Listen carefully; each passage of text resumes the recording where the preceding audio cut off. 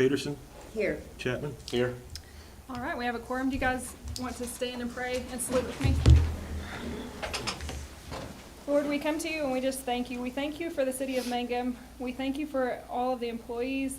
We thank you that this is a place that's a blessing to live. And we just ask that tonight that you lead this meeting, that you lead our city, that you give us resources, that you give us ideas. And we just thank you for all that you do for us. In Jesus' name, amen. Y'all moved it. I pledge allegiance to the flag Of the United States of America and to the republic for which it stands, one nation, under God, indivisible, with liberty and justice for all. All right, the consent agenda. I'll make a motion to approve the consent agenda. Second. Second. All right, vote, please. Huckabee, Yes. Peterson, Yes. Chapman. Yes. All right. At this point, we're going to open it up to remarks or inquiries by the audience of anything not pertaining to any item on the agenda. If you have something, you can come to the podium.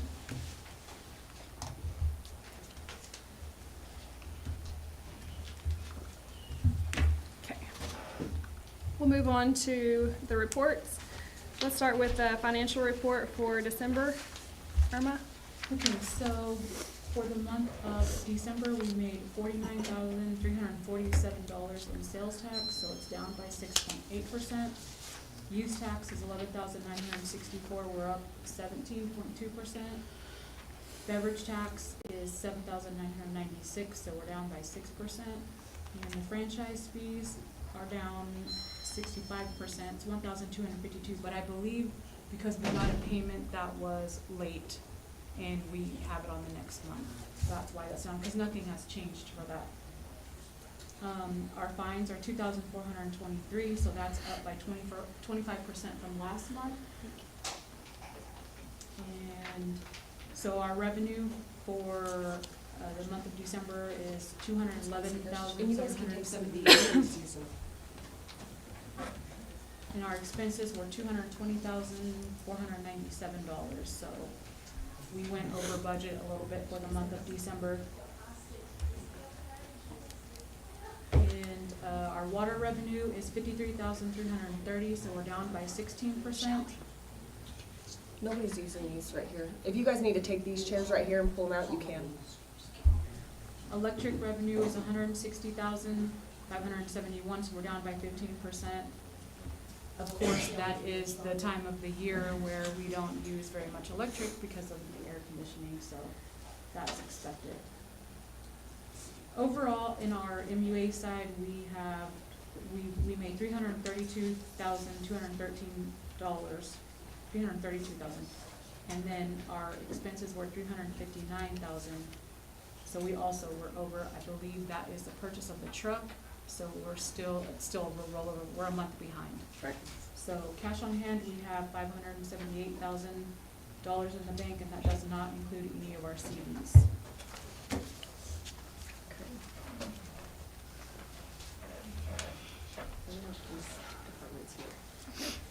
Let's see.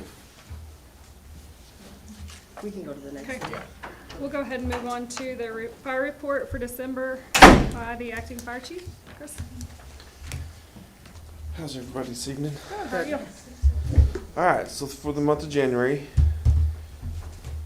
we ran 8 helicopters, 3 fire alarms, 4 lift assists, 1 down power line, 2 structure fires, 3 auto accidents, 1 gas leak, 1 grass fire. So a total of 23 runs for the month. So, any questions? Thanks. Thank you. All right, do we have code enforcement? Code enforcement couldn't make it, Okay. and the only thing I can say right now is got moved from Louisiana down to Van Buren to take a couple houses down on the corner of Byers and Van Buren, and that'd be it. Good. Yeah. All right. Okay. We'll move on to item 9, discussion and possible action to approve resolution number 2025-0104-1 removing Cody Gutierrez from the bank accounts and adding Steve Kyle to them. That is so he can sign checks in the city clerk position and to be able to bank, do all the banking and the CDs and switching that over to Mr. Kyle. Okay, motion to approve, I'll make a motion. second, Second. vote. Huckabee, Yes. Peterson, Yes. Chapman. Yes. All right. Moving on to item 10, discussion. We need to wait till Corey gets Okay. back for all this.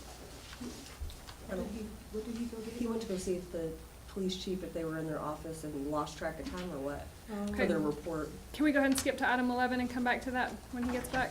Oh, there it is. There he is. Okay. They might be out. Are they out? Lowry's back there, I sent text to Lance, so. Okay, it's fine, so we Okay. can, All right, item 10, discussion regarding renewing the interlocal agreement for the operation of emergency medical services between the City of Mangum and the Greer County Special Ambulance Service Department District. Hello, no. how are y'all? Good, how are you? All right, so this is my first time doing this with y'all, so you have to bear with me a little You'll bit. do great. So, I guess, first of all, what would y'all like to know from us? And then I can answer any questions you may have about renewing our $12 meter fee.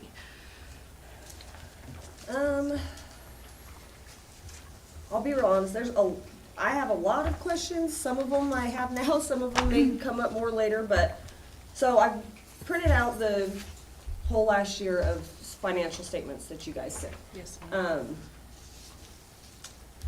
There's a lot of questions, payroll expenses for one, to me is one of the biggest red flags, they're kind of all over the place.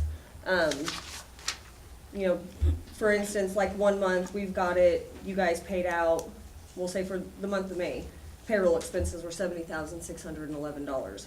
The next month, they were 25.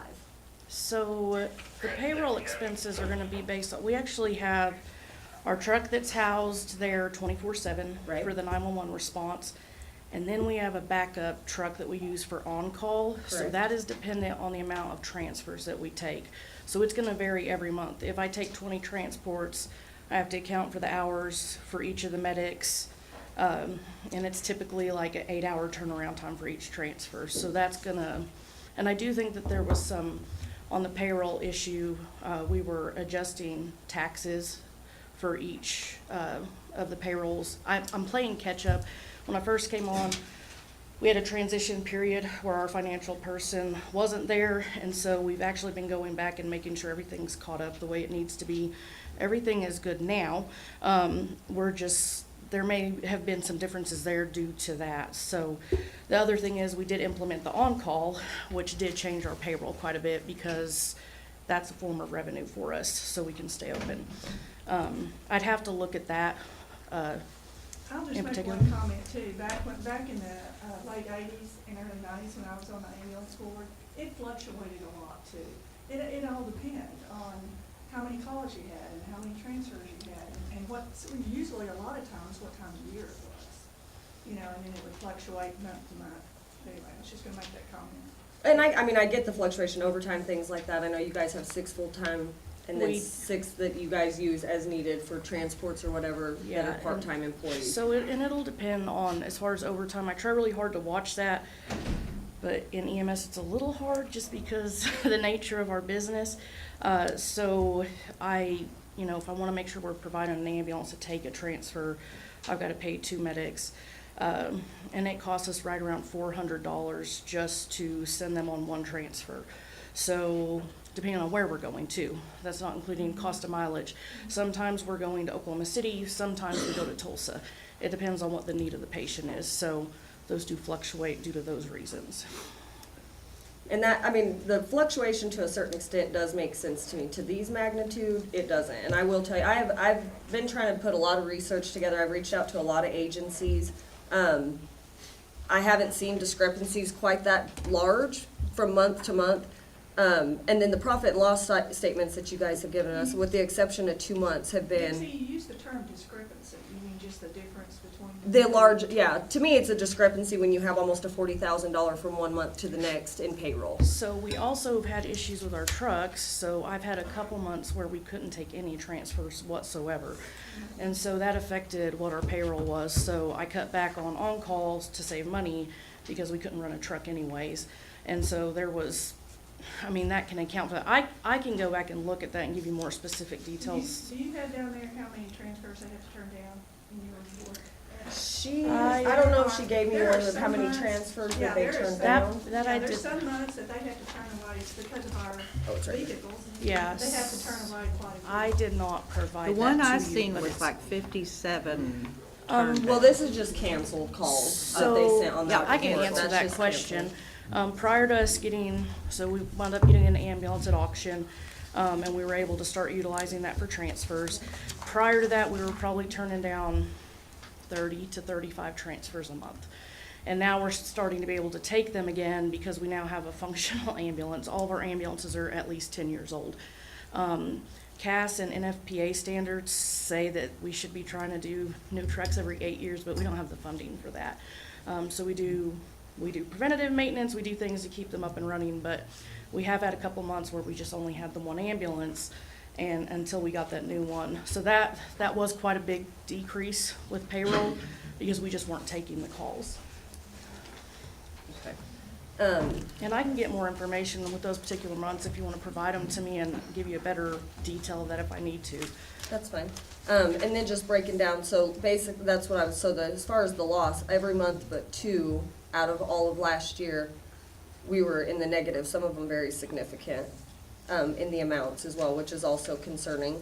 And really, these questions more, bringing up finances and things like that is just so the public who's supporting a lot of this knows figures, numbers, there's been a lot of chatter, a lot of talk, so, I have kind of come up with, I've also talked to Granite as well. So roughly right now with Granite, what you guys get in ad valorem tax and what you guys are collecting from us on a monthly basis for a total of a year, we're providing, Mangum and Granite and the ad valorem are providing about $270,000 towards the ambulance service.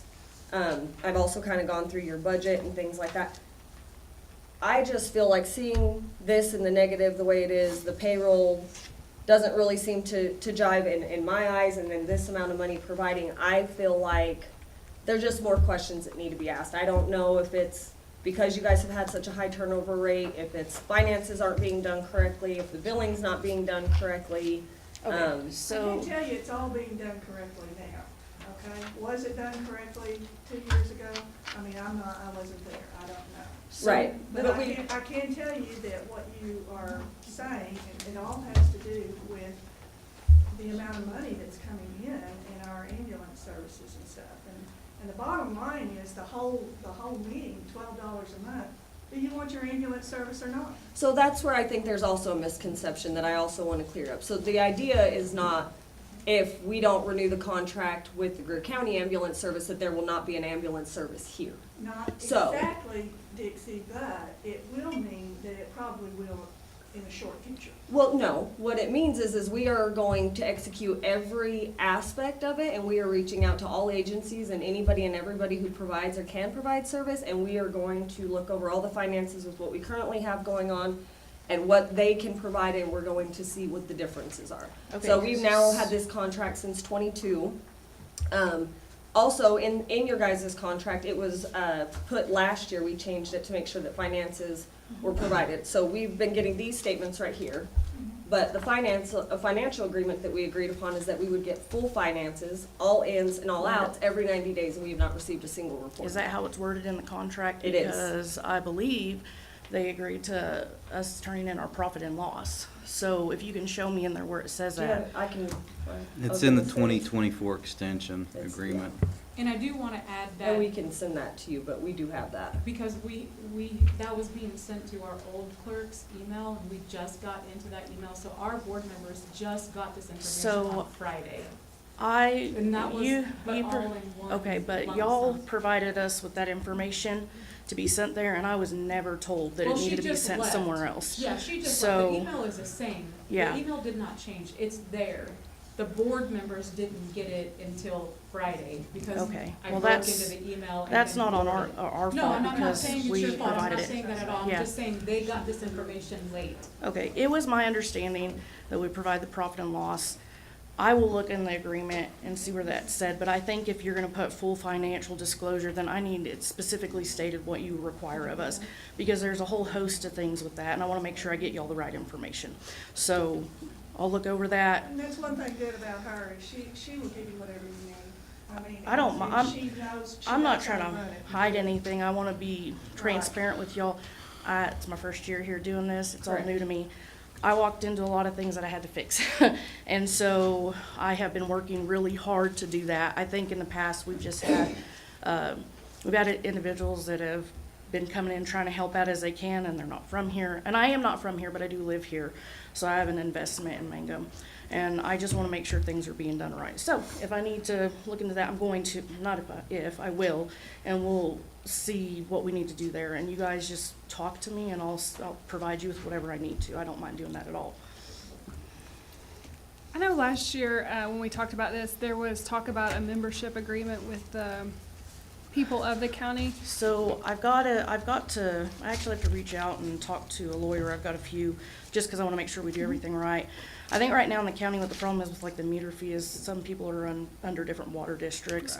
And so I want to speak with an attorney first and make sure that I go about that the right way. But I've already reached out and got a few names of some people so I can start that process.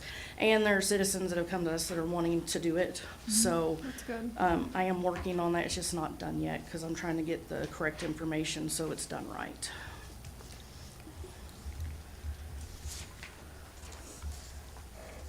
Do you have- Somebody else have questions? I'm gonna dive a lot deeper into this, and I'll keep I have your current information now. Yes, That was ma'am. one thing that, and I talked to Mr. Fight, Okay. because apparently, so there's been information that has changed, and we did not know it had changed. So the emails that we were using, that we were provided when the contract was renewed last year, I met were with different. Irma several months ago and gave her my updated information. I don't know if anybody else was supplied with that, but I We did. had it. Yeah, because I think there was she had trouble getting a hold of me initially and I didn't know about that. So Mary Jane and I both came up there and actually talked with her and made sure she had that right information. So do y'all have any more questions before I talk? No, go ahead. Are y'all good? Okay. I understand needing to look into those things, and I'm happy to answer whatever questions. I may have to get back to you on some of that stuff, because I want to make sure I give you accurate information. But what I do want to say is, we have a very big coverage area, and having an ambulance here is incredibly important. I understand that we may not have a call volume, so amount of calls we respond to, say, like Altus, but there's still a need. If we don't have an ambulance here, we have a minimum of 30 minutes to an hour before another ambulance can arrive, and that's if they are available. I'm gonna tell you right now, you're gonna be really hard pressed to find an ambulance service to come in here and do the $12 on the meter. It's gonna cost y'all twice what you're paying right now, easily, because they need to make their money. You have a corporation come in, it's not a small town, we're not, they're not community minded. They're not going to charge that. We just wanna make sure we have money to provide care. We're not trying to make extra. If we had anything extra, it would go to getting new trucks, because we really need them and we need new equipment. But aside from, I just wanna pay people and make sure we have the things we need to take care of people. There have been, now not here, I've got about 20 years experience doing this, and I've worked places where ambulance services shut down. Somebody doesn't easily come in there. If they can't make a profit, they're not coming to that small town. They have to make sure that they pay their medics, probably more than what we pay them, because they have to make it, it has to appeal to them. And they have to be able to have things that entice them. And if we have a small community where we don't have, say, Walmart and things like that, we can't bring people in to move here and pay them little. I could pay people less, but I wouldn't have staff. That's all there is. And we're not paying near what Altus or anybody else is. We're comfortable with what we're doing, but this is where we're at. I've worked for corporations, and they want to make a profit. They care more about that than they do making sure people get everything they need. Yes, they got providers that want to make sure they get what they need, but overall, the money has to be there for them. I just want to make sure that we keep our doors open and we get people what they need. Something I like about the $12 meter fee is when I go to an elderly family or elderly residence, they, you know, a lot of them are on fixed incomes and they are scared to go to the hospital because they don't want to pay a bill. But with the $12 meter fee, I can look at them and say, hey, you know, we just charge your insurance. The rest is wrote off. There's no out of pocket. And you should see the relief on their faces. And I care very, very deeply about taking care of people.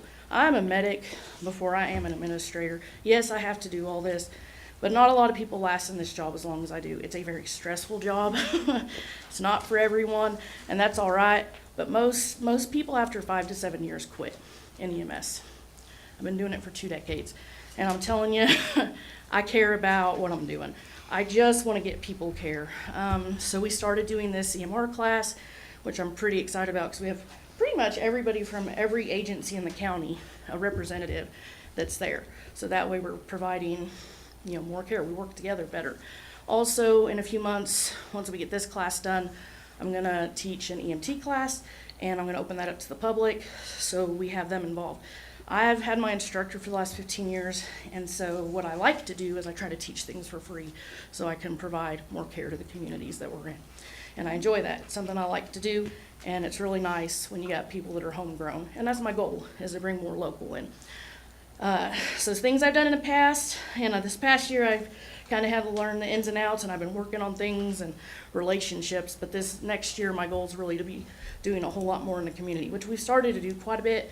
But I want to make sure that we're doing stuff where maybe we go to the apartments, Golden Age apartments, and we do monthly blood pressure checks. And we do things like that for free. Those are things we're going to start implementing. I've started to do some things, but this year's my year of like really trying to get out there and make sure that we're giving y'all more than just us showing up to a call. Everybody we have that's working for us has a community mindset, and that's just what we want to do. I understand you guys have to look at the finances and things, and that's your job, and I respect that, and I'll get you whatever information I need to get you. But I just want to stress the importance of, I've been where there's not an ambulance, even for a short amount of time. And I'm going to tell you about this from a medic's perspective. I have responded from another town while dispatch is on the phone, on the radio, every 5 minutes updating us that somebody's not breathing and they can feel they're dying. They hear them screaming on the phone. That is, I want you to think about your loved ones. I take this very personally, and I'm sorry I get emotional about it because I really care. It is very hard to do 30 minutes from Altus, and I'm getting updated. Patient's breathing but having chest pain. 5 minutes later, patient's breathing is slowing, family's upset, how long till you get there? And this is a town, what I was responding to, that their ambulance service got shut down. And we can only go so fast. We can. So we were going to help them out. And by the time we got there, CPR had been started, and their loved one died. And that's the reality of not having an ambulance. And I understand looking into other places and seeing if you can get a better deal and make sure that the money's there. Totally get that. But you have several people that work for this department that live in this town, that are invested in this community, and we have a service that we actually really care and have a connection with our citizens. Work for corporations, nothing against them. It's not the same. That's why I left them. That's why I came here. I've been here a little over almost 3 years now, and a year as administrator. And I enjoy it because I like the small town. But I also like getting to know people, and I like knowing when I'm out on the street that I can see people I've taken care of and see that they're doing well. But until you're on that side of things as a medic or a family member, why don't you think about that? You're sitting there with your loved one, someone you care about, and you cannot get an ambulance because we don't have one here. And I've been on that side of things too as a family member. So it's a very real thing. I do get that there's all kinds of aspects to this, and money makes the world go round, but we can't just look at money. We have to make sure that people are getting what they need. And I don't ever want somebody to be in that position if we can help it. So I know I get kind of, I'm a little tenderhearted when it comes to stuff like that because I just really care about the people I'm taking care of. And when you show up on a scene like that and you have to explain to a family, It is one of the hardest parts of our job, and I don't want that for here. So I am working my hardest to get things where they need to be. I'm happy to work with y'all. I have no problem with that whatsoever. At the end of the day, I just really care about people getting help, and that's why I got into this. So I think that's all. You guys have anything? I get nervous, I apologize. I'm better on a truck than I am in front of people talking. And she has to do all of the paperwork. I mean, Diamond has to do the financials, yeah, but I mean, as far as taking care of all that stuff, getting it to you, doing all that stuff, she does all that as well as being director and actually doing her duty and her part of being a paramedic. Yeah, I'm happy to get y'all stuff, but you know, I have to work on an ambulance and we work 48-hour shifts, and if I'm busy on that particular shift, I may not be available at the moment. And then I also, if we're, you know, they're out on something, we need extra help. Guys, I go to everything. I have my radio on constantly, so I can make sure that people get what they need. And that's just, I mean, that's just what we do, but sorry to take up so much time. Do y'all have any questions for me, any more that you can think of? I don't have anything right now, and like I said, I want you, this is not, it's not even just reaching out to, this is basically getting all the information that we want and need from any agency, or yourself, or we've mentioned it multiple times, a lot of the places, Altus included, they almost lost their ambulance service. That is why they decided to join in with their fire department in order to keep that. That's Yeah. been mentioned every year that we have renewed this, and every administrator on your side, which wasn't you, it was the prior ones too, were absolutely not, we won't do it, everybody will quit. Well, the unfortunate side of that is the reason that all of these, Elk City, all of these places are doing that because it financially makes sense and there's more funding available when agencies are combined. So You guys don't have access to that because you're your own entity, which is basically kind of your own demise to a certain extent because you guys aren't getting any extra funding. There is Yeah. no grants available because there's no way for you guys to get them that way. No, and I do understand that, but I will say, I totally get your side of that. I really, truly do. But I've also worked for fire-based EMS agencies. It takes a lot of work, and there is a high turnover rate initially. And I'm telling you, in a small town like this, it is going to be very hard to find people that want to do that. Fire guys sign up for the fire department. They do an awesome job, but a lot of them, that's what they want to do. When Elk City took over from Signer, I was actually working in the emergency room when that happened. They forced those guys to take the classes because they were trying to make sure they had EMS available. They had a high turnover rate, constant, and there are places that still have high turnover rate because of that. And when you're on my side of things, that is very difficult because what happens is people like me have to step in, and I'll be working 7 24-hour shifts in a row. And that's not good for any one person to do until we can find somebody. And out here, we're in a smaller area. And I love living in a small town, but that's not for everyone, obviously. And so if we don't have things to entice them with, and especially if we don't have the pay that's competitive with our surrounding agencies, you're just not going to have the amount of people that I think that you might be able to get. Not saying it can't work. It's going to be a struggle, and that's it. But this is a struggle right now, though, It right? is. So this is already a struggle, so that's, to me, there's solutions, and it may not be for everybody, but ultimately, as passionate as you are, you've clearly ma'am. shown how passionate you are. I know the guys in our fire department are passionate. Yeah, they are for sure. When you look around the whole state and every agency is going towards that, it is because EMS cannot financially sustain itself. So- Right? And it's not deemed a necessity in the state of Oklahoma. That's why there's very little funding unless you're with another agency that can get grants. Do you see that There might are be grants something out we there. would look at, that we might look at if our financial situation gets worse or something, if that's something we would look at? Like I said, that's what that is why we're Right now. digging into all this right now. We're trying to Now, figure out okay. financially what makes sense for our citizens in collecting that fee and Right. dispersing that money.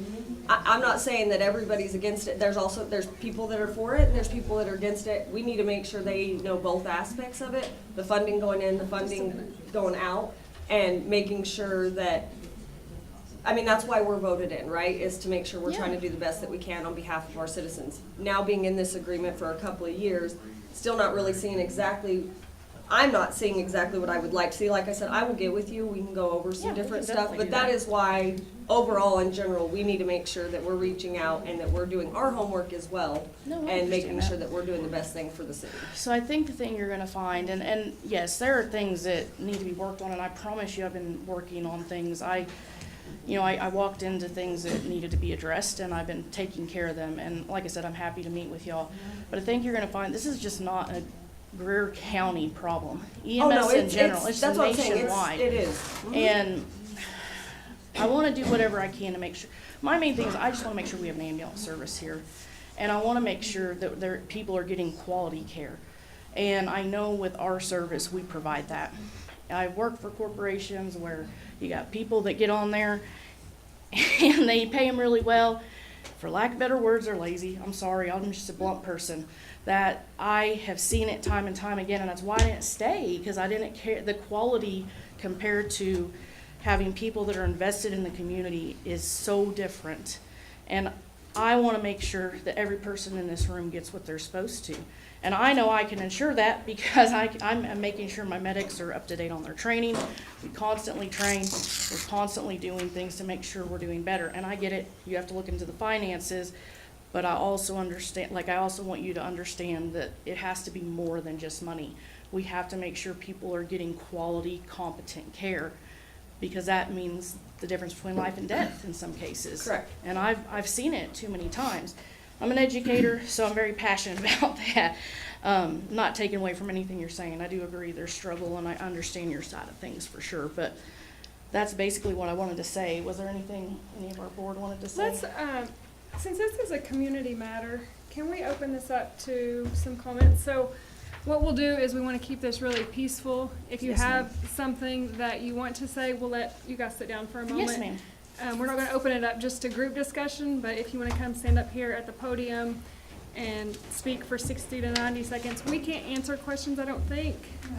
But it will help us to know, it's in defense of these guys, 3 people are making a decision for an entire community, so it's important for us to hear your thoughts too. Okay, so most people know me, I'm Pat Strange, I'm also on the board for the EMS. I've been in the emergency services for over 20 years. I've worked on the state level, federal level, county level. You were talking about just a few things. Local. I've worked all across the state, across the U.S., and we prefer local as a first responder. My priority as an administrator is taking care of my personnel, and I want people that work with me on a regular basis, that are here, that I know, taking care of me. I've seen this director come out when our firefighter, Mangum, Granite, wherever it is, coming out and making sure our personnel are taken care of. Cops, I work special operations. If we get a situation out here in the county or a different county, our EMS service is ready to help us out at any time. That's one of the biggest things. I would rather see a local face, especially if it's my daughter or my family member. Second of all, I know y'all were talking about combining it with the fire department. Absolutely great, 100%, if you can do it. The biggest problem out here, I've got a retirement. I can live off this salary. I don't get paid nothing. I could go make a fortune somewhere else. That's what you're gonna look at. You're gonna get young firefighters, great firefighters, 100%. But are you gonna be competing with Elk City, 30 minutes north, Altus, 30 minutes south, making $70,000 a year? You're gonna get them trained. You're gonna get that 1 year, 2 years max certifications. They're gonna get their experience. And as soon as they apply, I got a young firefighter that's already certified by somebody else. Got the experience, got the knowledge. Come on, I'll pay you twice what they're paying you. It's gonna be hard to entice them on that. Plus a 20-year retirement, that's gonna be hard to fight. And that's your biggest problem. Law enforcement, fire, EMS, you're losing personnel quick. Your turnover rate is not because they're not happy. They gotta take care of their families and themselves. That's your biggest problem that you're gonna see. Really look over this. I've been with this young lady for several months as one of the board members.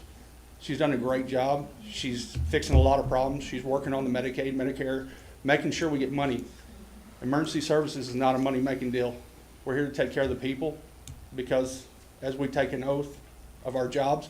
We're not here to make money because I guarantee you, any first responder in here, we're not making money. We're here to take care of people. Because I'm gonna tell you right now, if it was making $15, $16 an hour to get shot at, go into a burning building, save somebody else's life, take the chance of getting stuck with a dirty needle, $15, $16 an hour isn't worth it. I mean, would it be worth it, y'all? That's my deal. We take care of these people. You're elected officials. We're taking an oath to take care of the citizens. Let's do it. Thank you. Thank you.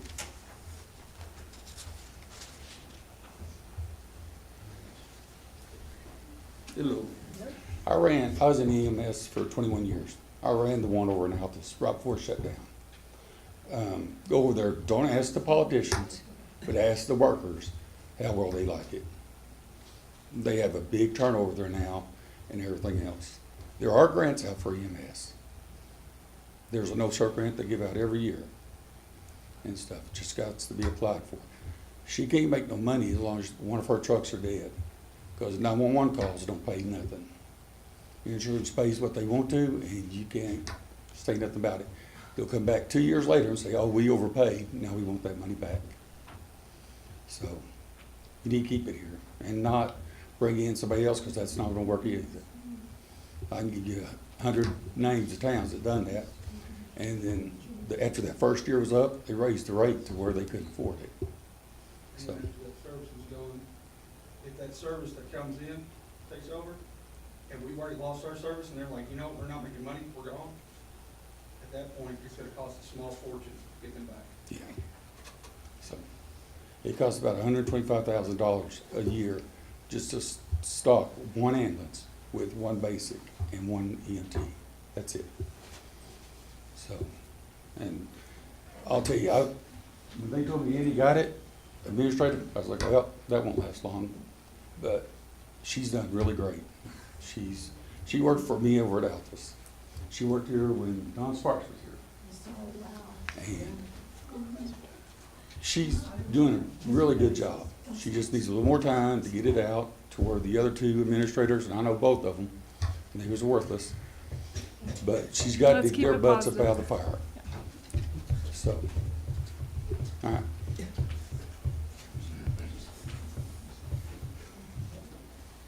Anyone else? Yeah, I'll speak. Okay.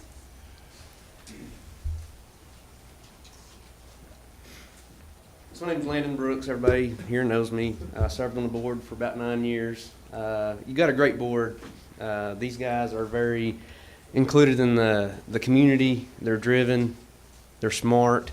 I know David Fife, that's chairman, couldn't be here tonight. So, but speaking from experience, and as a community member now, not on the board, we're not paying enough. $12 ain't enough. And I know that's not your answer y'all are wanting to hear. Like, why is that? Just like the numbers that she's talking about juggling, you go and you start picking up transports. Well, the guys that are taking the transports are usually the ones that have already worked 40 hours that week. So their time and a half on that transport alone, you know, I'm just throwing numbers out there. So you can't get fixed in one area and say, well, if they did 20 transports a month, they're going to make this much more money. The problem is you look at OPERS, you look at the overtime at time and a half, you know, we as a board, before when I was on there, and these guys as well, work hard to keep our level of care at the highest level. How many paramedics do you have right now? We've got 4 paramedics, and we have a paramedic on almost every single day, probably 29 out of 30 days of the month, and then I'm available if we don't. So, and we have at least advanced. Yeah. And that's the reason I bring that up, because we eat, sleep, and breathe this. I've worked with you guys, and I understand the questions. You know, we've been through it. We've worked together. It's always there's a juggle there. But at the end of the day, you know, I as a citizen want this service. We got to have this service. You do not want somebody else coming in.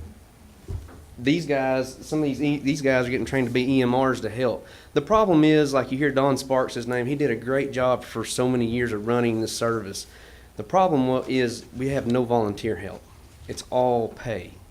And just like Mr. Strange said, who wants to get paid for nothing and get stabbed by a needle, or, you know, have to go save somebody? I mean, I know that's it's a hard thing these days, but and I know back in the 80s and 90s there was a lot more volunteer work done. I know that's one thing that Annie's working on now is try to get her EMR base back up to where we do have ambulance drivers that we're not having to pay on paramedic pay.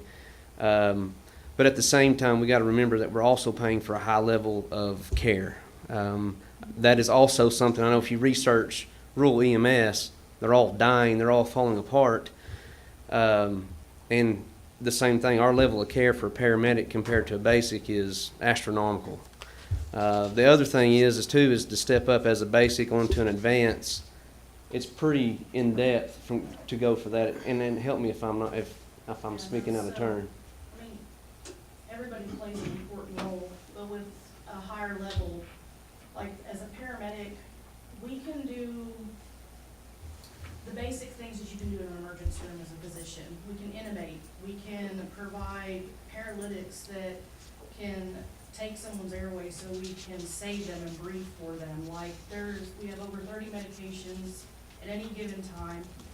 Basically, when I started 20 years ago in EMS, it was a load and go, get them to the hospital, and now we're doing things on scene that are saving people's lives because we have that level of care.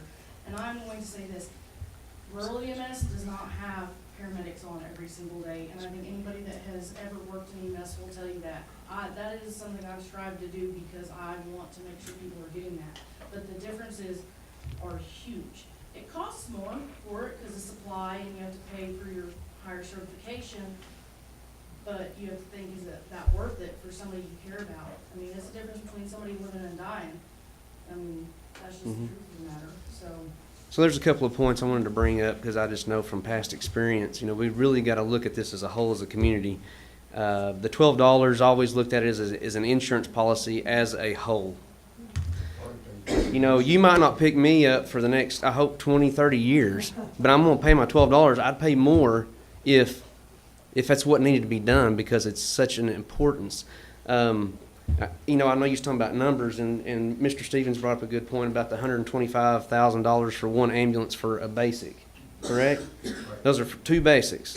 Those are basically pick you up, bandage you, and get you to Kelly and them at the hospital. What they do is important. I do Yes, think it that is. matters. I don't mean that bad. I just wanna make But what sure I am that- saying, but there's a big Yes, level. but there is a Like difference they in can't the put a level of trach care. in you if you're Yeah. sitting out here, Yes. been up in a vehicle accident and you're 10 miles out. There's a big level of care. And again, yeah, I'm not cutting anybody short on the level of No, care. I just wanna be Okay, I'm So, sorry. no, you're good, We're gonna have but to set a timer. I'm and just- Let's limit the, I'm just saying, group discussion. I'm done I at my appreciate point, but I just want to bring that up. That way everybody gets a chance and we're not too out of hand. Paula, you've got 2 minutes. Go ahead. Oh, can I step in here? Yes. I was just gonna say, in July, I fell at the house and broke my femur, big time, horrible, worst I've ever been through. Happened to be, my home health nurse was there for another thing I'd had, and Bradley was there, thank God, and she immediately called ambulance, and my leg was all twisted up, and I was screaming bloody murder. And when everything, I remember being loaded and going down that horrible, bumpy, terrible alley, which has been filled, but I was like, if y'all don't do something, I can't make it to Altus, and so they gave me another shot, and then later someone said, not all the time can they give you something for pain, so I was discussing it with the nurse, and she said, Paula, they'd already given you 2 shots of morphine at your house, and I just remember, but I was lucky because there was someone who could do that on that ambulance, and I know not everybody can. I found out but man, the care I got, that was wonderful, and I just never known that kind of need, and I appreciate them so much. That's awesome. Anyone else? My name is Brent Hott. I'm a relatively new person in the community. I grew up in Hollis. We lived in the Oklahoma City, Shawnee area. So we lived in a big town. We lived in a little town. One of the things we looked at, my wife is a retired professor of nursing. I'm a cybersecurity engineer. We looked at, and she did all of the research because she knows what she's looking at. We looked at medical to care, levels of medical care, and we looked specifically at emergency response. The ambulance is the extension of the emergency room to your living room. So they can keep you alive and get you to the helicopter for the flight, and you're familiar with how that works. But that was one of the requirements, and if we don't have EMS available, with my family's medical history, we're gonna look for places that can take care of us. Okay, and you're gonna see that with a lot of other people, because people retire to small towns like this, we wanna help. But we do have things that we have to have, so. Anyway, and I'm also apparently the vice chairman of the EMS board now. And I was there when they did that to me. And I was very skeptical before spending any time looking at the documents, the finances, all this stuff. I've managed a $500 million portfolio with the Air Force. And I can look at these numbers, and I was skeptical of what was $12 a month going to give me, okay, after going through and looking at this for the last many months and how Annie has brought things back together and brought things under control and gotten a handle on where the money's going, where it comes from. I'm very impressed. She does a fantastic job. But you've got to actually spend a lot of time digging into it, and when you look at the billing rates and how infrequently. You can go ahead and finish. But anyway, I appreciate your time, and Thank you. Scared me too, it's a little loud. Real quick, Lance Taylor, Chief of Police. I just wanted to bring up a fact that I remembered. When Annie first started here, before this, we worked together in Elk City. And how important it is to have teamwork and cohesion with your EMS crews. And just a little thing in the past, when we were in Granite, and then there was a shooting in Granite, and she was the first EMS there. How did you feel when you saw me pull up? Okay? Because she knew, okay, we're going to be safe, it's going to be all right. Granite wasn't doing anything wrong, but that's just that esprit de corps, that teamwork that we already had. Not just there, but you put on training at the schools. We do simulations for active shootings at the schools with the EMS and with the officers. And so we all work well together. And then we automatically know where the triage is going to be, who's going to go in, how we're going to go in, how we're going to try to get everything back. Obviously, when an emergency really happens versus how you train, there's differences, but we mitigate those differences, but they can be mitigated better and more accurately if it's with a group that's worked together. That's all I have. Thank you.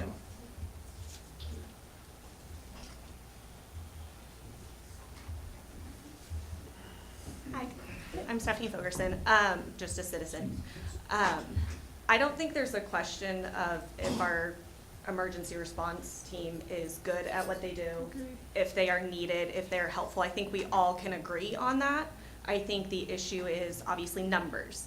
However, it's not like the city is paying this out of the city budget. This is coming from us, the citizens. We're the ones paying it.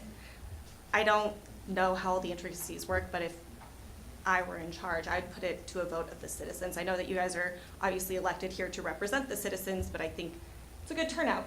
It's not all of the town.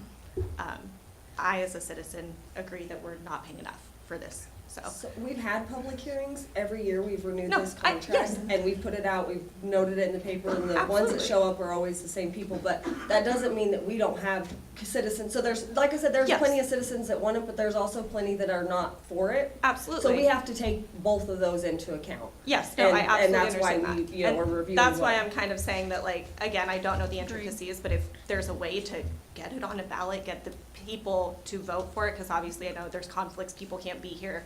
The same people show up every time, all those things, but, Yep. and you guys, yes, are elected to represent us, but it is a citizen thing, it's not coming specifically from the city budget. Correct. That's just my 2 cents. Isn't the I think question it's now good. just, are we gonna remove the $3? Yes. Okay. And that's what, thank you guys for your feedback, because this does help us to understand what the community wants, and your And voice also matters, listen so. to the people that show up. Yeah. I mean, you're always gonna have complainers, and you're not gonna make people happy, but if they're concerned, then they need to be here. We preach that all the time. All right, does anybody else want to come to the podium? Just real quick. I want to say, I've been in the fire service for 20 years. I've worked in different places where I've had to wait on ambulances. I know Lance, and some of these others. We've had to sit there with these family members and wait. Nobody else has had to do that. And I think y'all need to really think hard about this and these citizens. These guys, we volunteer. We've had to sit there with these families and say, it'll be here in a little bit. It's on its way. I think y'all need to really consider having a local service because nobody else has had to answer that question. Thank you.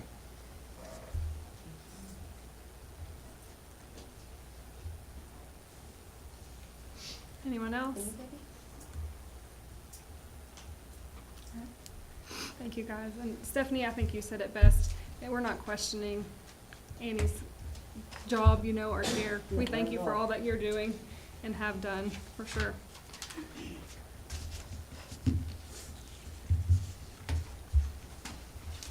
Okay, so now we need a motion? No, it's, Discussion. Discussion, okay. So when is that voted on that we're gonna do it, or how do we know if it's renewed? We will, so it's, the actual deadline is what, June 30th it has to be signed by? Yeah, I mean, technically we say by February 1st, but we have to just have it in place before June 30th. Before June 30th. So when we start getting all this, yeah. Okay, great, thank you. Because, I mean, nothing's gonna change until June 30th. Everything's gonna stay the same regardless of what happens. One more thing is that we have a board meeting once a month, first Wednesday of every month, 6 o'clock, and everyone is invited. You're welcome to join in with us and you can find more information. Thank you, Brent. Okay. Are y'all ready to move on?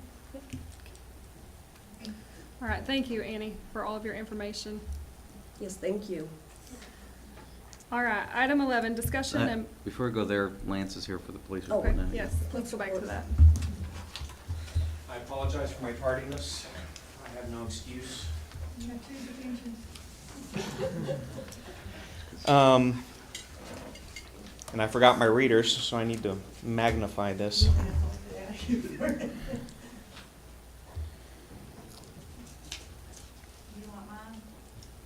mine? We'll figure it out. Okay, we had 367 calls for service this last month. 911 transfers, an accident, no injury, 3 business alarms, 1 residential alarm, 1 assist another agency, 10 bolos were put out, 1 burglary, 2 disturbances, 1 domestic dispute, 2 extra patrols, 19 follow-ups on different investigations, 137 calls for information, 1 call reference an intruder, 1 larceny, 1 open door that we had to investigate, 3 reckless drivers, 10 requests to speak to an officer, a stolen vehicle, suicide threats, 7 suspicious personnel, 1 suspicious vehicle, 1 threat of bodily harm. From out of that, we had 22 reports that we took, and it was a pretty calm month compared to some of the others. Well, that's good. Thank you. Thank you. Okay.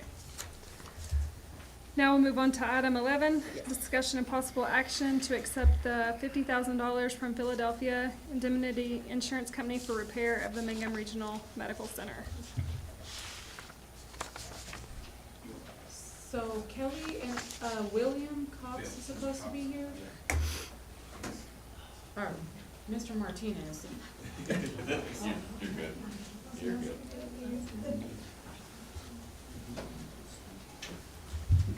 Okay, so the $50,000 check is a first installment from Philadelphia Insurance.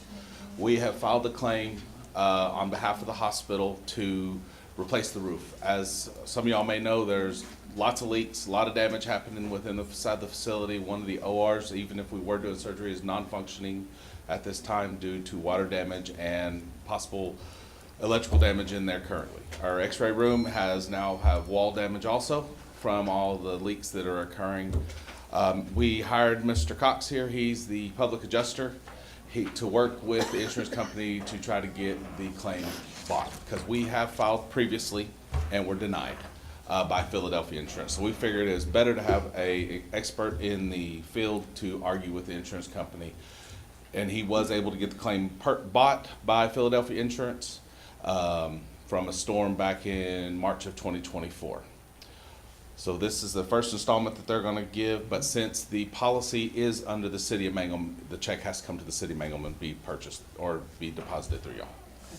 So that's what this first one is, and there will be more coming. They haven't completely decided on the amount, correct? Correct. Right now, the current amount before deductibles and overages is 500 and, Fixing you need roofers too? We need to keep Bear Riggers up there for everybody that comes up. We'll get a couple different ones, yeah. $655,795. Now, 16,000 comes off because that's an overage under ordinance and law, building code, and you have $194,000 deductible that we're trying to figure out how to deal with. What did you say the deductible was? $194,000. You have, and I don't know if anybody explained it, you have a wind and hail deductible, it's expressed as a percentage, and that's a percentage of what it's insured for. With something that high, I usually recommend you can buy a separate policy to buy down your deductible to a lower rate that's a little more easy to deal with. I'd probably look at that in the future. Sure. Right now, I'm working some other items that I think they've missed that I'd like to bring that number up, maybe another 50, 60,000. As far as the deductible, that's gonna be tough to deal with.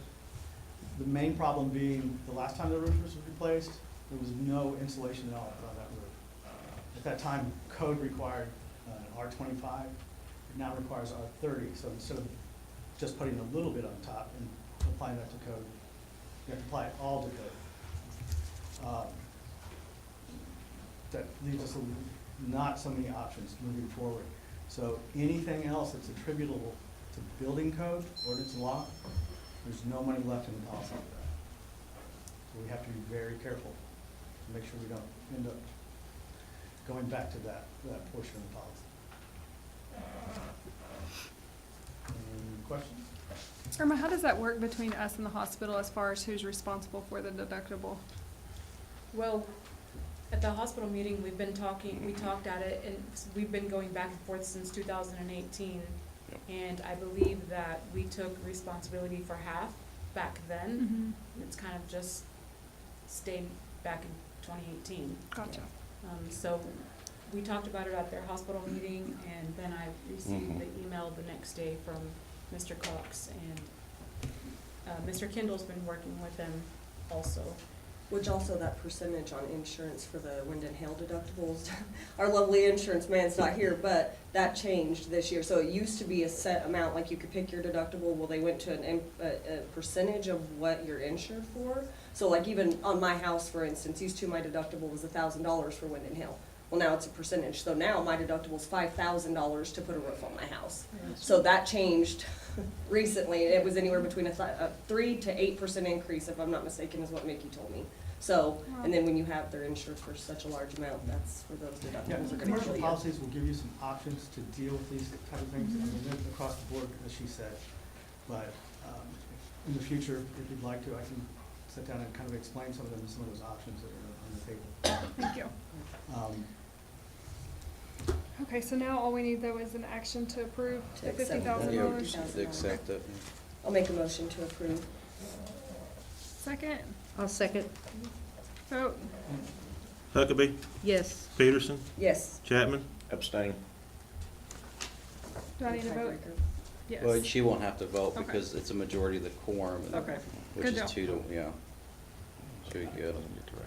Okay, item 12, discussion and possible action to pay Oklahoma Insurance Adjusters Group invoice 2025 in the amount of $5,000 as its portion for aiding the Mangum Regional Medical Center with processing and filing the claim for the hospital roof.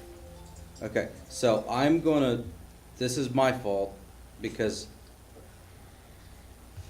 how we did this throughout this entire process, okay? Up until now, I did not learn that the money was gonna come to the city until that January meeting. So that's why all this is, a lot of this stuff is on there. But we technically, the city has not signed a contract with that with Mr. Cox up to this point. So I think we need to approve the hospital did, but we didn't. But since the checks will be coming from us, I think we probably should have put his contract to approve it before he paid his invoice, just so we can get it taken care of. Okay. Does that make sense? Because, I mean, if the check was going to the hospital board can approve to spend their money. But since the Right. money's coming to us, this board has to approve to spend our money. So since the money's coming to us, we have to have previous contract in order for it to not raise a red flag. Do you want a whole new contract, or you want to be added to the contracts that exist? We just needed the existing contract approved, yes. Okay. Yeah, the same contract that's already been approved, we just need this board to approve that. Who would you like me to send that to? Just send it to the city clerk Okay. or to Irma, one or the other, and it'll get on the agenda. So my recommendation, because we don't have an agreement with him, we need, instead of putting the horse, we gotta put the horse back in front of the cart. And so we need to probably table this item and then Just until contract's approve the done. contract, and then we can approve the payment. Okay, thank you. Is that it? Yep. The next one. Thank you, guys. Okay, we'll move wait. that. Is number 13? Actually, for did you that see too? how you wrote them? All right, we'll move on to item 13, discussion and possible action to approve the contract between ARC Architecture LLC and the Mangum Regional Medical Center to provide architect, engineering, and inspection services related to the repair and the replacement of the Mangum Regional Medical Center's roof. Such services will include ensuring compliance with Oklahoma's Public Competitive Bid Act, including handling all bid packets, statutory notices, and inspection of the project to ensure compliance with the approved building plans and relevant laws and regulations. The Mangum City Hospital Authority previously approved the contract at its January 2025 meeting. However, since the city owns the building and we will be the recipient of the insurance check, the city also needs to approve the agreement. The fees should be paid for insurance funds. So the same issue, you know, so we put his invoice on there, but his contract wasn't approved. So, Are we tabling this for the no, next one? we do need to approve this This agreement. portion, but the next one, or the one before needed to be tabled. for the Yeah, next 12 one. needed to be tabled because we gotta approve his contract. Are we gonna try to do a special meeting to do so? We can do a special meeting because we need to do it as quickly as possible. Okay, well, that's. To pay that 5,000. This one you need to go ahead and approve to hire this individual. To hire him, okay. Yes. Yes. As I said before, that's gonna fall under a code requirement. And there's no money left in the policy to pay that. It's not in the budget. I called the Oklahoma Board of Architects and spoke with them, and they sent me to 5946.21B that said this would be exempt if the upgrades, repairs, replacements, or changes do not affect the existing primary structural, mechanical, or electrical systems or life-saving systems, fire codes or exit passageways or egress, and they said it would fall upon the authority having jurisdiction to approve. She said she showed City of Mangum had the authority jurisdiction. I followed up with the state fire marshal. He also said the City of Mangum has the authority of jurisdiction. So if we're not adding on to the building, we're not affecting structure, they said there was no requirement to have an architect.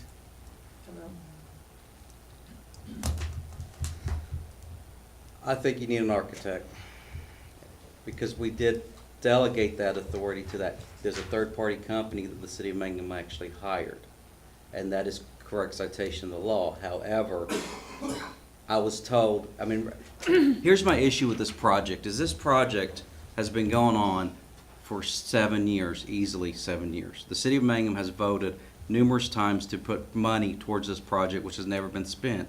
The hospital board has accepted several bids to begin work on the project, which has already been approved, and then bidders would back out. This project has been going on for a very long time. This was originally going to be crammed down this hospital's throat as an emergency because of damage to the structure and stuff like that. My issue is this doesn't qualify for an emergency because we've been talking about this for 7 years. And so since it doesn't, but now we want to wait to go contact a third party so we can waive this architect requirement. And I find that very odd. And then I get this letterhead from IAG. That was from me.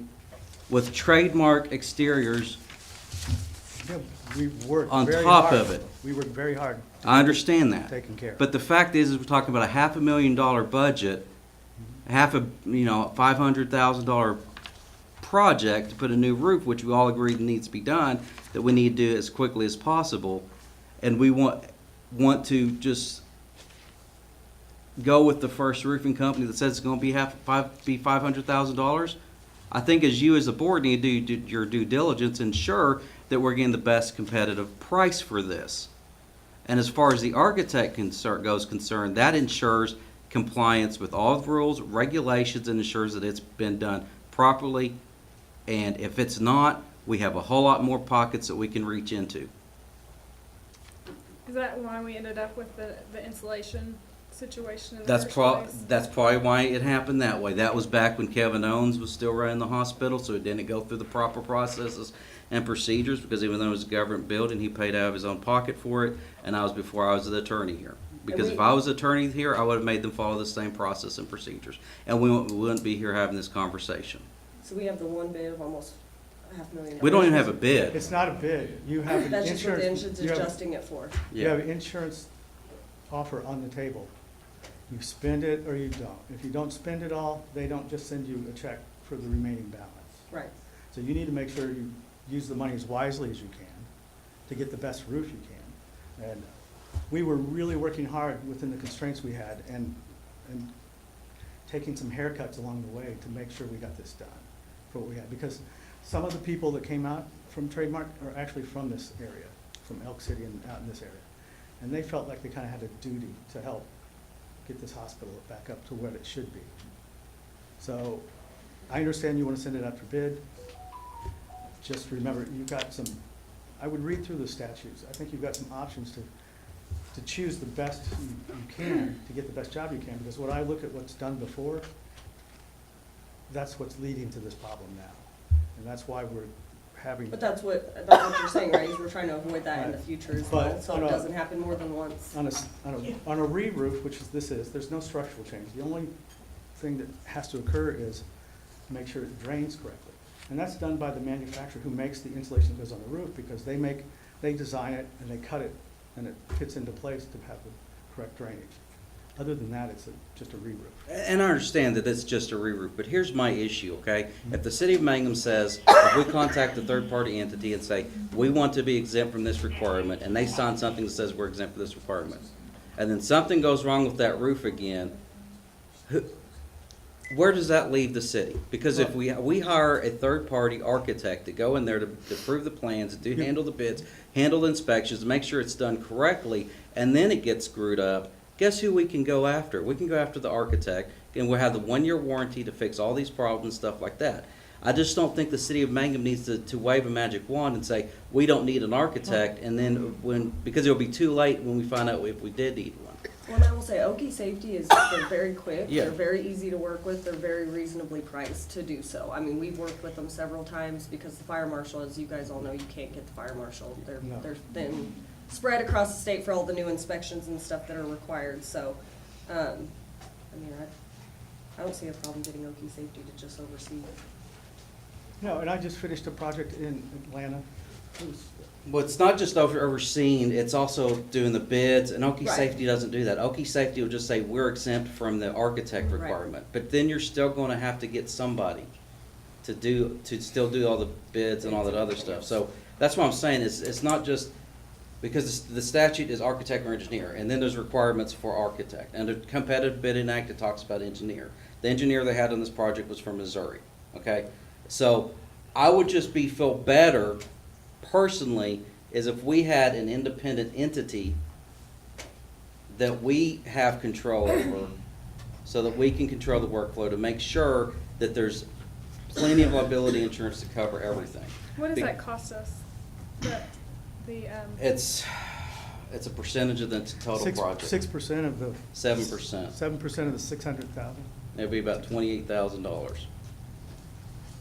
and there's no money left in the policy for that. Now, I would like to say,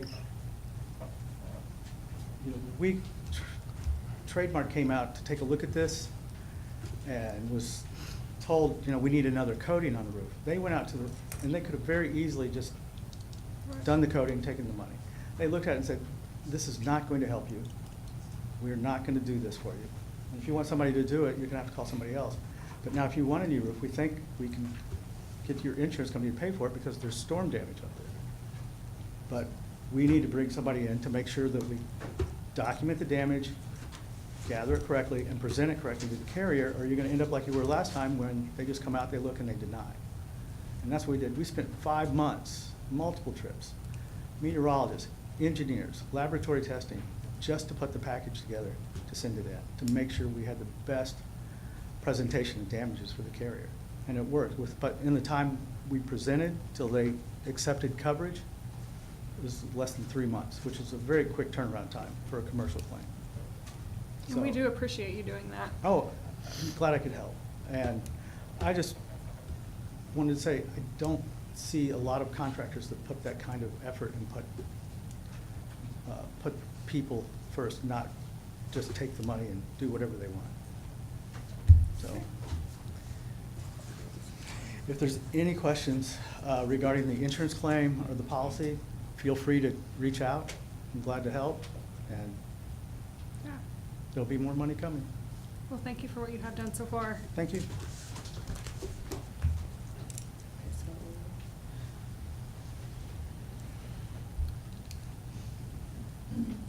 So how did we need word? Well, we will need to get a special meeting set up though, because it has been, we've been talking about this Right. for a couple of months and just had it on their hospital meeting. And it's super important that we get it done, so we need to try to get something set up. To put both of those items on a special meeting agenda? Well, I think you need to go ahead and approve On the number architect 13? agreement, and then, Okay. yeah. Okay. Because he's already, because again, the hospital's already hired him. Correct, yeah. And he's reached out already, and I forwarded that information to Kelby. Okay, Okay, motion to approve. I'll make a motion. Second. Second. Vote. Huckabee, Yes. Peterson, Yes. Chapman. Abstain. All right, item 14, discussion and possible action regarding customer complaints, trash pickups, delivering of trash cans to new services, et cetera, with Contractor Waste Connections to agree on a solution to maintain the highest quality of service to the city of Mangum and its customers.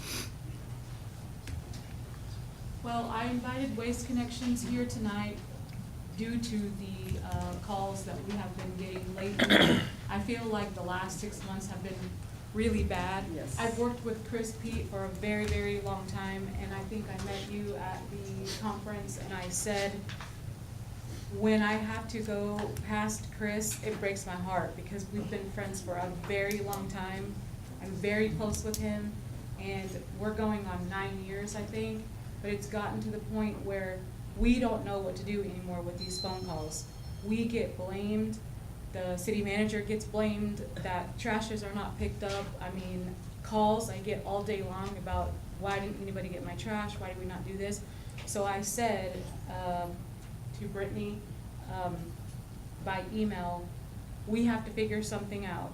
If I have to start giving my customers credit for their trashes not being picked up, I'm going to start deducting it from the invoice, or we're gonna get our attorney involved to see how we can get out of this contract, because it's starting to become a major problem where 90% of our phone calls up front is regarding trash.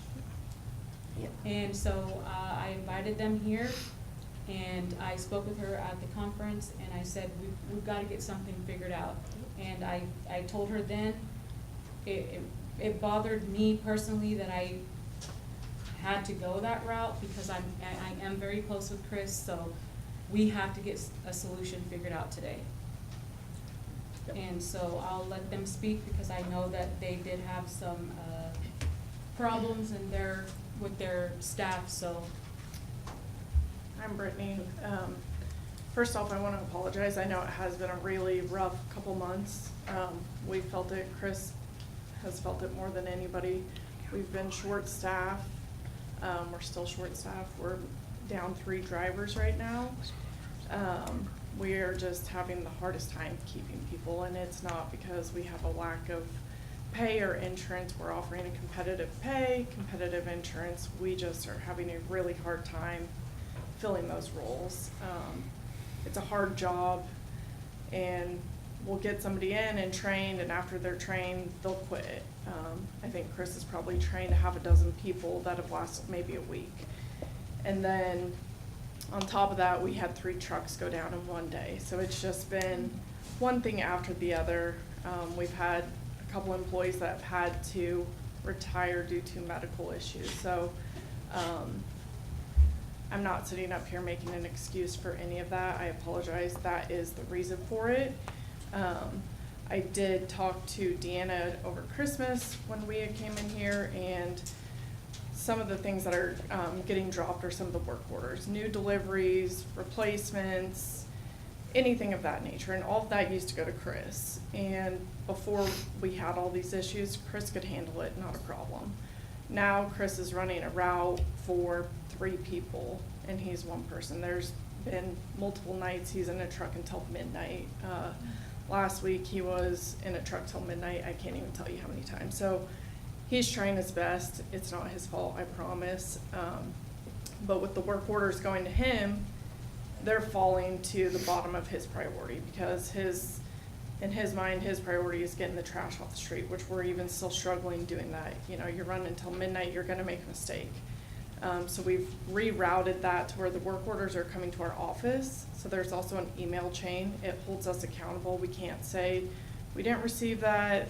There's no fax where we could say, we didn't receive that. It's now coming to an email.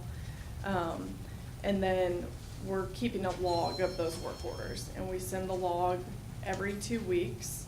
This also gives the opportunity for anybody at the city to see, like today we came across a work order that was missed, that was sent, I don't know if it was sent in December, but it was originally sent January 6th, I believe, and we never received it at the office. So it didn't get complete until today, and it was completed by city staff, which should have been completed by us within 10 business days.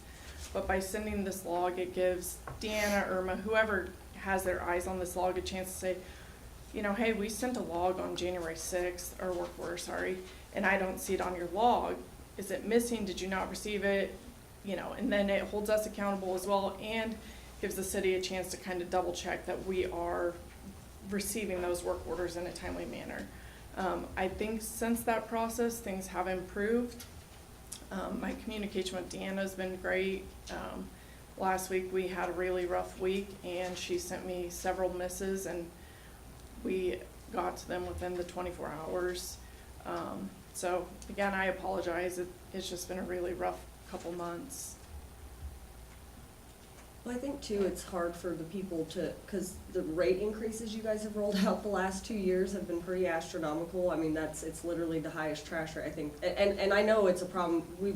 Irma and I have communicated with other communities that have waste management that are also having these issues, obviously. Yeah.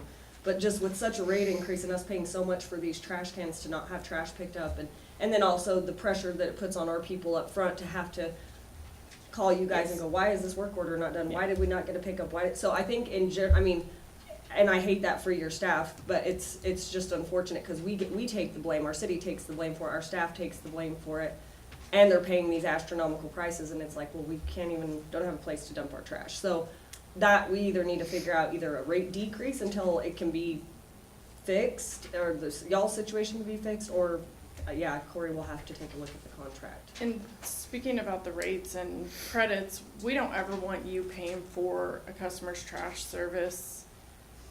And like, if you're offering a credit because we missed service or something happened, the city shouldn't be paying for that. So when this all came to my attention, we did offer a credit. It's not much in the grand scheme of things, I understand, but we did offer a credit towards that. And I was very upfront with Irma, like, if it's something we're missing for over a week, we should be offering a credit. A customer's not getting service. Granted, we're picking up maybe the same amount of trash, but they're supposed to be getting service weekly. They're paying for a weekly service, not every 2 week service. So we are working on that, and I did offer that credit. I don't know if it was a week ago, 2 weeks ago, but I agree, they're paying for a service they should be provided. And as far as the price increases go, we base it off of consumer price index. So I know 2 years ago it was really inflated due to CPI or COVID. It seemed like everything trended up. We're back now to seeing things around the 2.5%. We don't want to go above CPI, but our costs go up, so we try to just pass that cost straight. We're not raising it over that CPI, but I do know 2 years ago it was a really high price increase.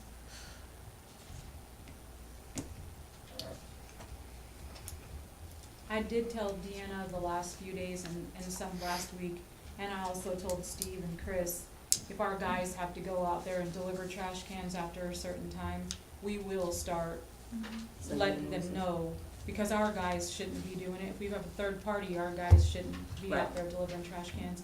But if so, I told Deanna, hopefully tonight, if we do have to do that, then we will email you and we will take that off of the bill, because yes, it hurts us when we have these customers in front of us and saying, I haven't had my trash picked up for 3 weeks. My trash can's been messed up. I think there was one even that they contacted you. Oh, and I it get been like that contacted for- about the trash every week. It's from somebody. It's Me really too. bad. That's what I'm saying, is it's really bad, where if our time is consumed, 90% of our day is with trash, we have a problem. We cannot do anything else going on in here if we're focused on trash. Is why I had to go and send the not nice email to try to get the attention, where I did have to go over Chris, because that, like I said, bothered me more than anything else. He's a friend of mine and I've known him for a very long time. So that bothered me. But that's exactly how City Hall is going, where Facebook is trash, and the people up here, what about my trash? And all the phone calls that I get from everybody else and the messages that I get, what about my trash? I don't know what to say anymore, except for we either need to start getting it together, or we need to figure out how to get out of this contract and get our community the services that they need regarding the $25, $28 trash cans. Right. So, and I hate it, because like I said, he's a friend of mine. I hate it, but we also have a Job to do. community that's super upset. And I did tell Brittany, I think that there was a certain side of town at one point that felt neglected all the time on that Thursday route, because come 4 o'clock, our truck would break down, or guy would get sick or had an appointment, and that same side of town always got left out. And so then they feel like, oh, we're going on the 3rd week, we haven't had our trash picked up, because it's a certain side of town at the end of the day. Where I live. Yes, where everybody lives on that side by the water tower, because I get knocking on my door, what about my trash can? It's gotten bad enough to where we're knocking on my door asking me why our trash is not getting picked up. Okay, so. What is the contract? I mean, I know we've already done the process when Dave was here, so what is it 2026, Corey? Yes, it's 2026. As I recall, yeah, 2026. Okay. So I would say at this point, we just need to review the contract, I guess kind of see how the service goes now that they've been made aware of it. And she's right, she's been in contact with Deanna a lot now. Yeah. A lot more often. She did tell me about the problems that they've been having.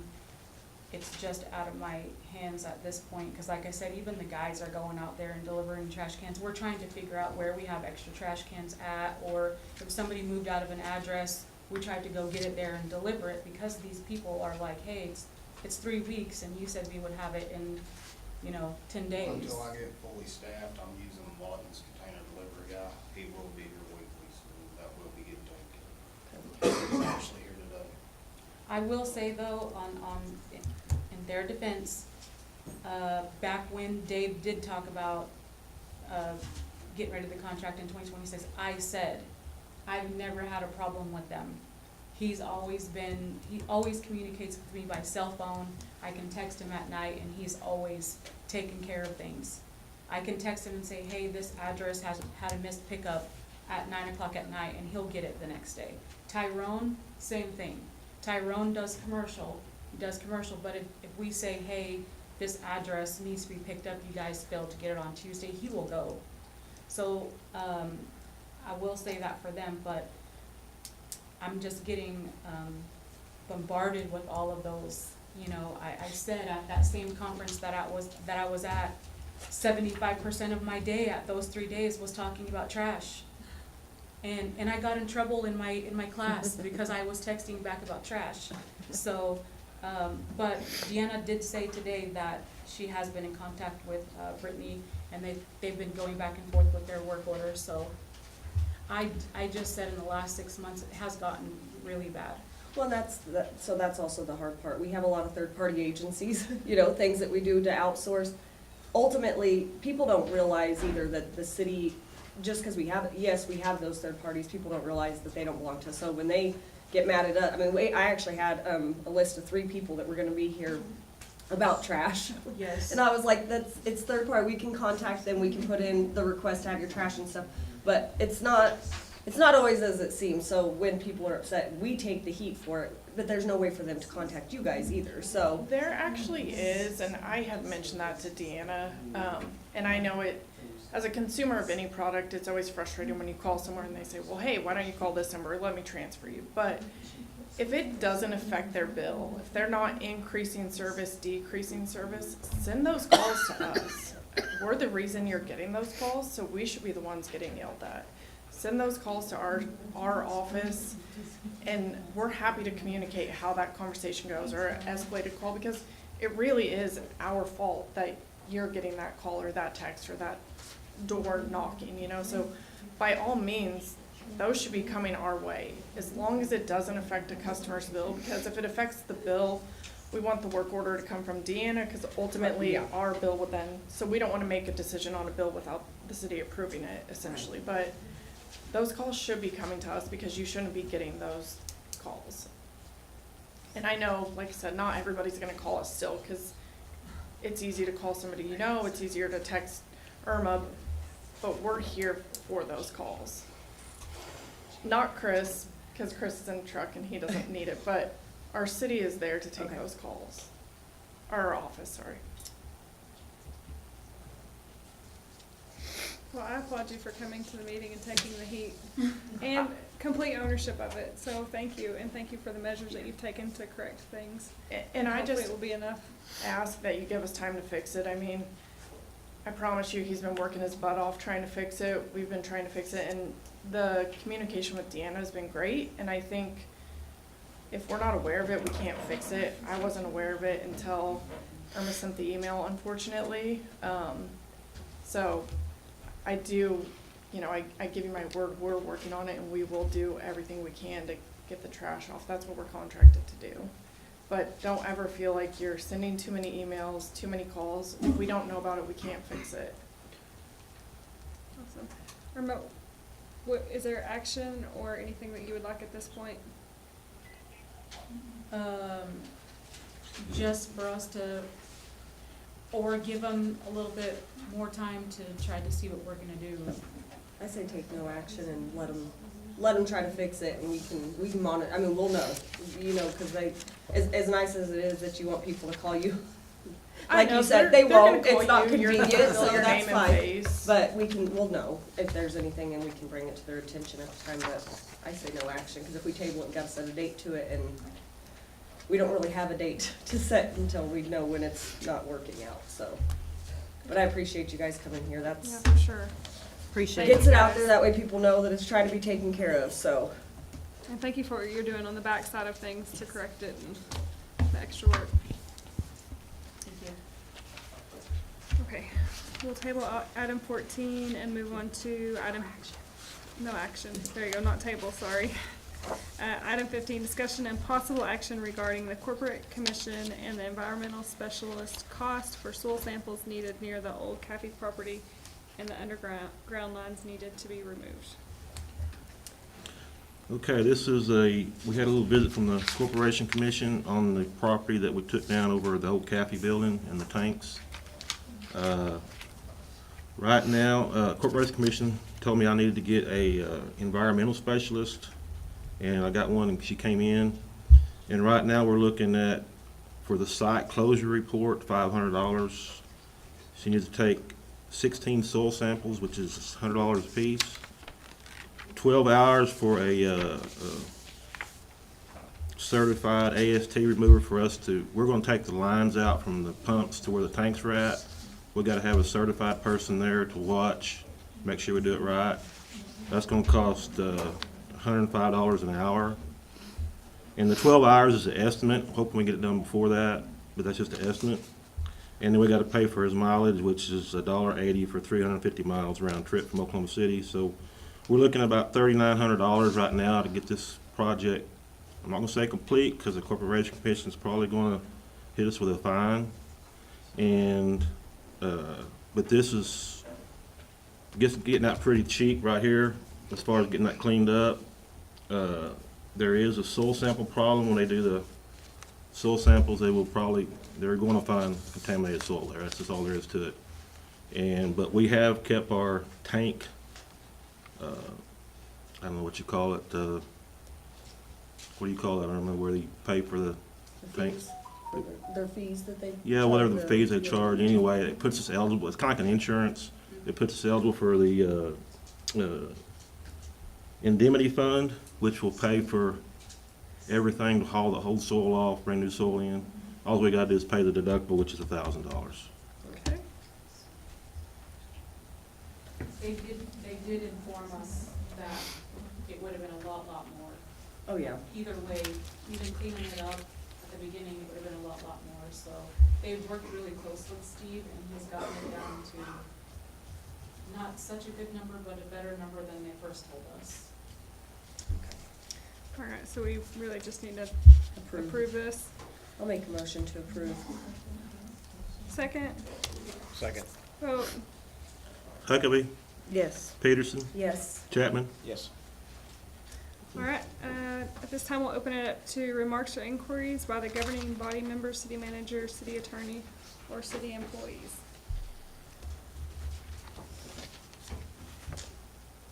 Okay, any new business?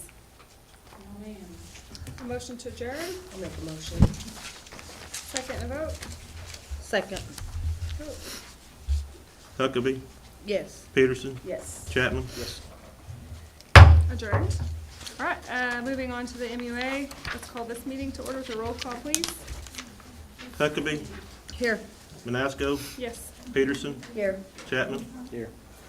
All right, we have a quorum. The consent agenda, I'll make a motion to approve the consent agenda. second. Second. Vote.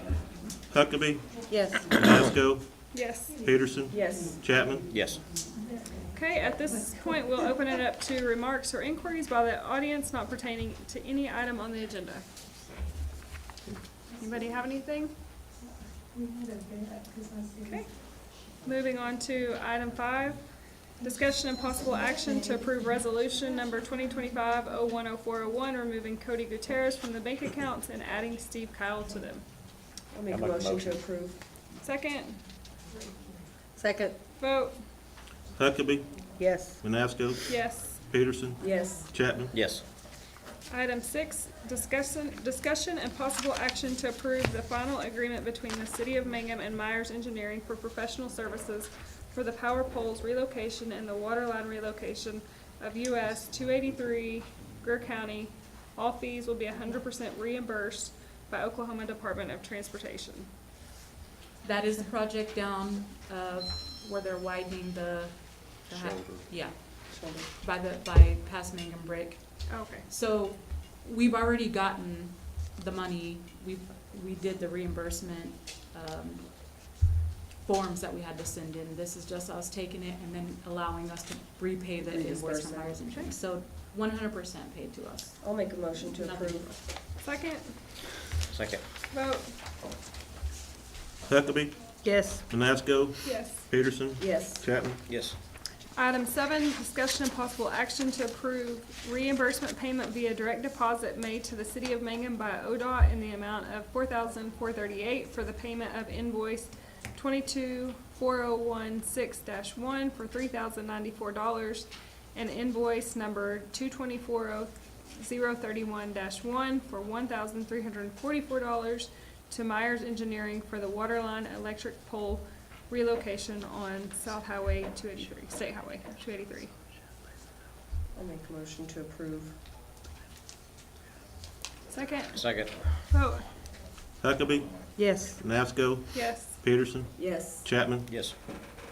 Discussion and possible action to approve claim number 2 with ODOT in the amount of $2,897.50 for reimbursement to pay invoice 224016-2 for $280 and invoice 224016-3 for $2617.50 to Myers Engineering for the waterline relocation on State Highway 283. Those are all the same. It's all the same thing. I'll make a motion to approve. Second, Second. vote, Huckabee, Yes. Manasco, yes. Peterson, Yes. Chapman. Yes. Discussion and possible action to approve, is it claim number 2 again? I'm sorry, Mayor, what was Two your claim question? number 2s with ODOT? Yes, because Okay. one's for the electric and one's for water. Okay. With ODOT in the amount of $1,434.50 for reimbursement to pay invoice 224031-2 for $350 and invoice 224031-3 for $1,084.50 to Myers Engineering for the power line relocation on State Highway 283. I'll make a motion to approve. Second, Second. vote, Huckabee, Yes. Manasco, yes. Peterson, Yes. Chapman. Yes. Item 10, discussion and possible action in regard to an update on the easements for the lagoon project, tabled from last month. After the meeting, Fred Delahanty actually called my office, to state that he would be interested in allowing us to go across his property. Steve and I have looked at that potential, and technically speaking, it is a shorter route because of how the river bends there. So we would go west out of the lagoon, then angle southwest into the river. The only problem is between Fred's property and our property is Cadell, James and Kay Cadell. I did call Kay Cadell, and she has not called me back. I tried to get in today, she hasn't called me back. But so we're explored that option because we talked about potentially going around. I have also reached back out to the landowner to the south, and basically let him know, like, hey, what's it gonna take? We can't give you extra water because we can't guarantee what our lagoon levels are. We can't give them electric credit on pumps that's already installed out there because we don't own the property. The electric system that those pumps are on, because that's Harvard Electric, not us. And so I basically did ask him, like, what monetary value does you need for us to do the project? And he has not responded back to me. So that's where we're at with it. And then Clyde's also here on that, and so I think Clyde and I have been in communication, but I think we're gonna try to get the project extended a little bit, and he's waiting on me to give him something. I was gonna ask the contract will expire in March, and SWOTA board, half of the funds, $136,000 is free, which SWOTA has. We're gonna have a board meeting next week, and we'll put that on the agenda to see if there'll be any approval on that for extension till 31st of this year, December 31st. We do have a letter here to the Department of Commerce that we'll submit to them to see if they do the same also.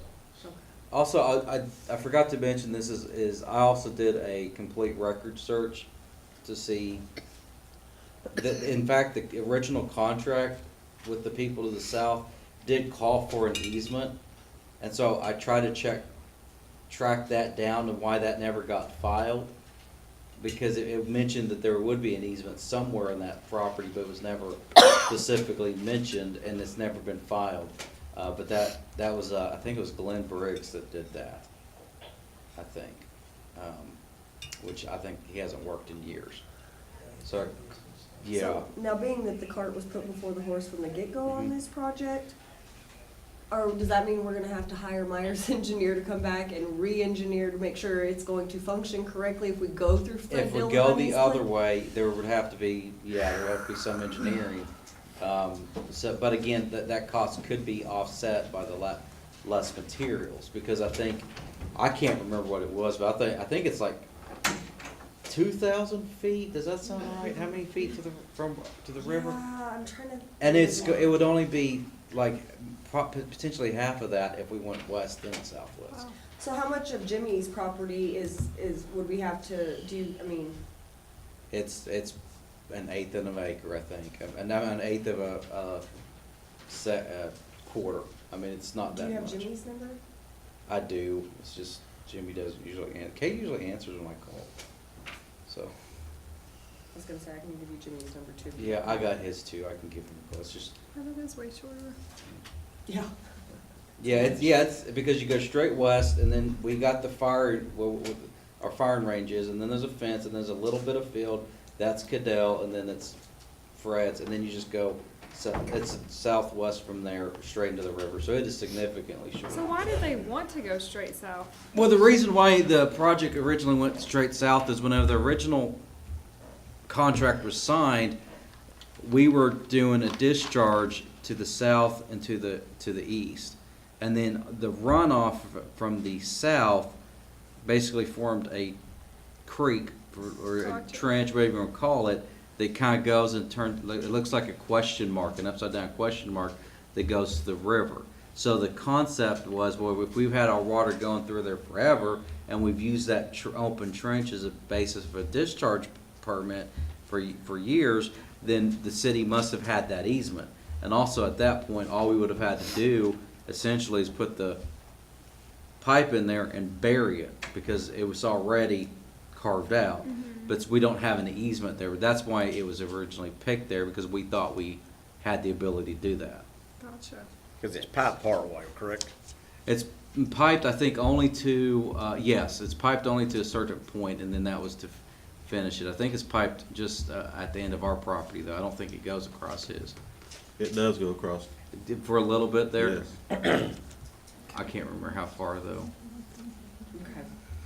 So that's, Did Fred say, I mean, is he just fine with giving us the easement, or? what we'd have to do is he would want to irrigate off of it, which means that if we do go that direction, Is the other gentleman gonna lose his? he's going to have to lose his, because Has he been notified of that? I haven't communicated that Okay. with him at all, because I want to kind of, if you give me, because, It's a yeah, I haven't bargaining communicated, chip. because it's like I told Steve, I didn't want to come, despite what a lot of people believe, I don't like to be very confrontational generally.